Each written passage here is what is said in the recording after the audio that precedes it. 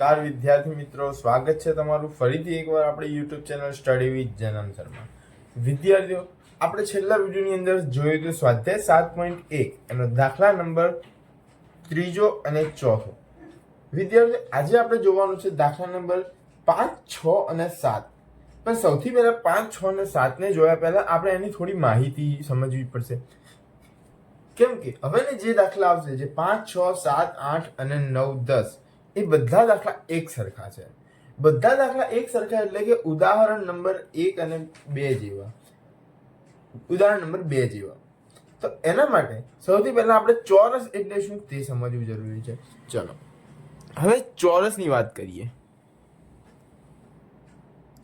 તો ચોરસની કેટલી બાજુ હોય? તો 4 બાજુ. કેટલી બાજુ? 4 બાજુ. અને એ બધી બાજુઓ કેવી હોય? સમાન હોય. સમાન બાજુઓ. કેવી બાજુઓ હોય? સમાન બાજુઓ. તેના ખૂણા પણ કેવા હોય? સમાન હોય. ખૂણા પણ સમાન. તેને શું કહેવાય? ચોરસ કહેવાય. શું કહેવાય? ચોરસ. આ આપણી ચોરસ એટલે કે એકદમ નોર્મલ બેઝિક જે ચોરસ આપણું હોય એ. હવે આપણે જોઈએ સમાંતર બાજુ ચતુષ્કોણ. કયું? સમાંતર બાજુ ચતુષ્કોણ. હવે સમાંતર બાજુ ચતુષ્કોણ એટલે શું? તો સમાંતર બાજુ ચતુષ્કોણની અંદર પહેલા તો અહીંયા આપણે લખીએ સામ સામેની બાજુ સરખી. સામ સામેની બાજુઓ સરખી. હવે એના ખૂણા વિશે જોઈએ તો સામ સામેના ખૂણા સરખા. સામ સામેના ખૂણા સરખા હોય. અને ત્રીજી વસ્તુ શું જોઈશું આપણે? તો તેના બે વિકર્ણો,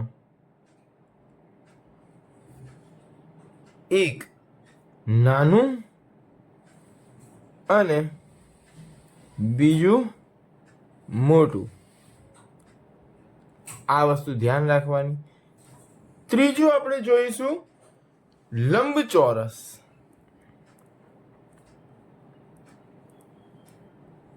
ત્રીજું શું જોઈશું આપણે? લંબચોરસ. તો લંબચોરસની પહેલી વસ્તુ શું છે? તો લંબચોરસની પહેલી વસ્તુ એ કે તેની પણ સામસામેની બાજુઓ સરખી. તેમાં સામસામેની બાજુઓ સરખી.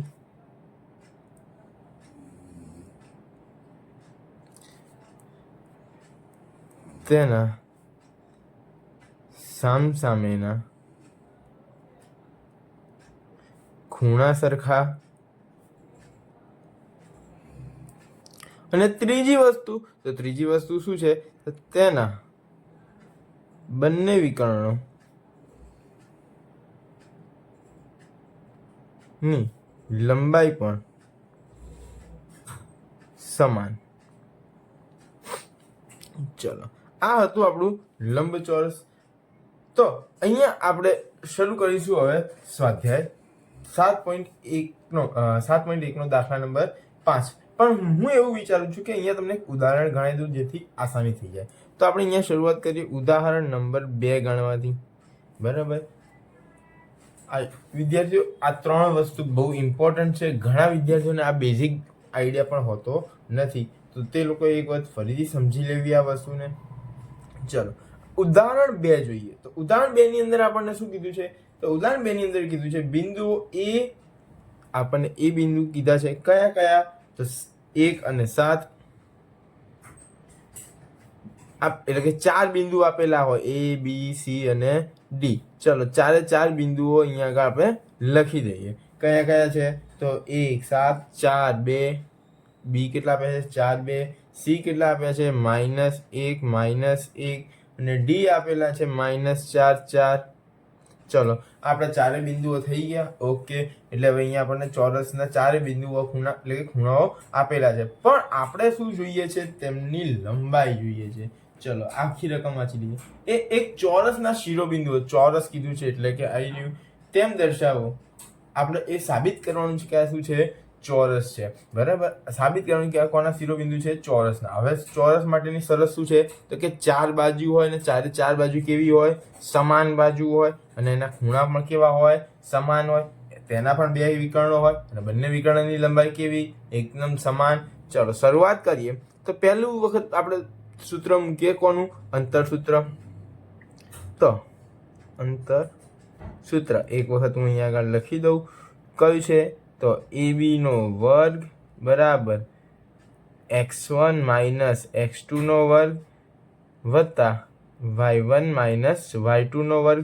હવે હું આખા દાખલામાં બીજી વખત લખીશ નહીં, એટલે અહીંયા મેં તમને બતાવી દીધું. ચલો સૌથી પહેલા AB નો વર્ગ બરાબર x1 એટલે કે આપણો 1 માઇનસ x2 એટલે આપણો આ 4 એનો વર્ગ વત્તા y1 એટલે કે 7 માઇનસ y2 એટલે 2 એનો વર્ગ. 1માંથી 4 જાય તો -3 નો વર્ગ માઇનસ માઇનસ પ્લસ અને 3 તરી 9 વત્તા 7માંથી 2 જાય તો 5 અને 5 નો વર્ગ પાયો પાયો 25. 25 ને 9 34. ચલો હવે સામે તો AB સ્ક્વેર છે, પણ આપણે AB જોઈએ તો શું થઈ જાય? અહીંયા આગળ વર્ગમૂળમાં થઈ જાય. આ આપણું થઈ ગયું. AB ની લંબાઈ શોધી ગઈ. હવે આવી રીતે આપણે કોની શોધવાની? BC ની શોધવાની. કોની શોધવાની? BC ની. ચલો BC બરાબર BC નો વર્ગ બરાબર BC માટે આપણી જોડે x1 કયું? આ 4 માઇનસ આ -1 છે એટલે +1 થઈ ગયું, માઇનસ માઇનસ પ્લસ થઈ ગયું. અહીંયા આગળ વર્ગ વત્તા y1 2, અહીંયા માઇનસ આવશે પણ અહીંયા -1 છે એટલે માઇનસ માઇનસ પ્લસ 1 એનો વર્ગ. ચલો 4 ને 1 5 અને 5 નો વર્ગ 25 વત્તા 2 ને 1 3, 3 નો વર્ગ 3 તરી 9. તો હવે આપણું BC શું થઈ ગયું? 25 ને 9 34. અને 34 કેવા આવશે વર્ગમૂળમાં? કેમ? તો કે અહીંયાથી જે સ્ક્વેર બંને બાજુથી સ્ક્વેર હટાવી દીધો તો શું થઈ ગયો? વર્ગમૂળ થઈ ગયું આ બાજુ. હવે આપણે ત્રીજું જોઈશું CD. ચલો તો CD નો સ્ક્વેર બરાબર C કેટલા છે? x1 -1 માઇનસ x2 કેટલા છે? -4. તો માઇનસ માઇનસ પ્લસ 4 એનો વર્ગ વત્તા y1 -1 માઇનસ y2 કેટલા છે? 4 એનો વર્ગ. ચલો માઇનસ પ્લસ માઇનસ નિશાની મોટા પદની એટલે પ્લસમાં આવશે. 4માંથી 1 જાય તો 3 અને 3 નો વર્ગ 3 તરી 9. ચલો પ્લસ એમનું એમ. માઇનસ માઇનસ પ્લસ નિશાની મોટા પદની એટલે માઇનસની 4 ને 1 5. તો માઇનસ માઇનસ સ્ક્વેર માઇનસનો સ્ક્વેર એટલે પ્લસ થઈ ગયો. બરાબર, અને 5 નો વર્ગ 25. ચલો CD બરાબર હવે 25 ને 9 34. આ જે બંને બાજુથી આપણે વર્ગ કાઢીએ તો શું જાય? અહીંયા આગળ વર્ગમૂળમાં 34. આ CD થઈ ગયું. હવે DA જોઈ લઈએ. DA નો સ્ક્વેર બરાબર, અથવા તો AD લખો તો બી ચાલે. ચલો તો AD લખો કે DA લખો, બંને અહીંયા આપણે ચાલે. બરાબર, તો આપણે પહેલા એ શું લઈશું? 1 x1 આપણો કેટલો? 1 માઇનસ x2 કેટલા છે? -4 એટલે કે પ્લસ માઇનસ માઇનસ પ્લસ થઈ જાય એટલે +4 એનો વર્ગ વત્તા y1 7 માઇનસ y2 4 એનો વર્ગ. ચલો 4 ને 1 5, 5 નો વર્ગ 25. 7માંથી 4 જાય તો 3 ને 3 નો વર્ગ 9. અગેન અહીંયા આગળ 34. અહીંયા આગળ DA સ્ક્વેર છે તો બંને બાજુથી વર્ગ હટાવતા વર્ગમૂળમાં 34. આ 4 બાજુઓ થઈ ગઈ. જુઓ, 4 બાજુઓના જવાબ સરખા આવ્યા. હા, હજી આપણે શું ચકાસવાનું? તો બંને વિકર્ણો જોવાના. બંને વિકર્ણો તપાસી લઈએ. ચલો વિકર્ણો માટે AC અને BD. તો AC નો વર્ગ બરાબર 1 માઇનસ C છે માઇનસ એટલે કે x2 છે -1 તો માઇનસ માઇનસ પ્લસ થઈ જશે 1 એનો વર્ગ વત્તા y1 7 માઇનસ માઇનસ પ્લસ 1 એનો સ્ક્વેર. ચલો 1 ને 1 2, 2 નો વર્ગ 4 વત્તા અહીંયા પર 7 ને 1 8, 8 નો વર્ગ 88 64. 64 ને 4 68. અહીંયા આગળ શું હતું? AC. હવે આ સ્ક્વેર સામે જતો રહે તો શું થઈ જાય? વર્ગમૂળ.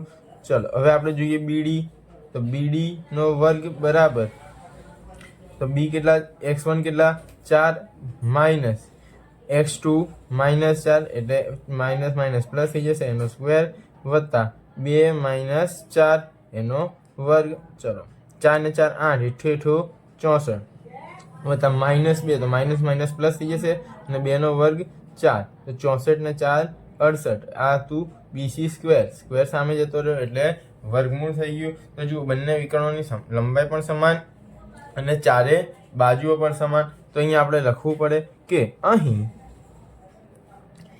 4 બાજુ અને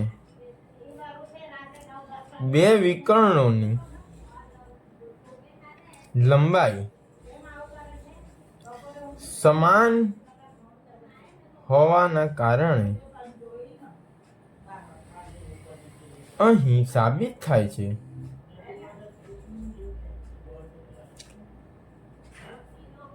કે આપેલ શિરોબિંદુઓ